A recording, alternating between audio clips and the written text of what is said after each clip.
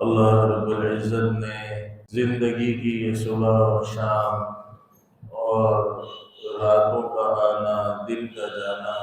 موسموں کی تبدیلی، سالوں کی آمد و رفت، اس میں انسانوں کے لیے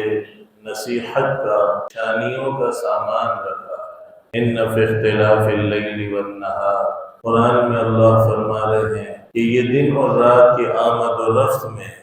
زمین اور آسمانوں کے نظام میں، ان فی خلق السماوات والارض واختلاف اللیل والنہار لآیات لأولی الالباب، عقل مند لوگوں کے لیے ان میں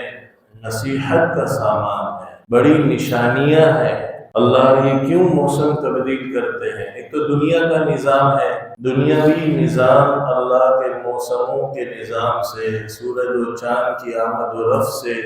ایک تو دنیا کے نظام کا تعلق ہے کہ دن میں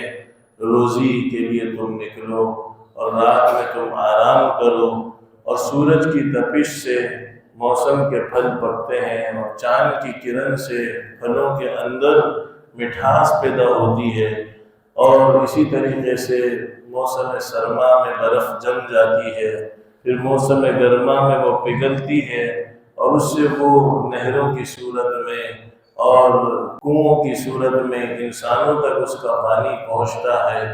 تو یہ تو ایک دنیاوی سوچ سے اللہ کی قدرت میں غور و فکر کرنا، اور ایک ہے مومن جو ان چیزوں کے اندر اللہ کی قدرت کی نشانیوں میں غور کر کے حکمت کو سمجھتا ہے اور اپنی آخرت کے لیے اس سے سبق حاصل کرتا ہے۔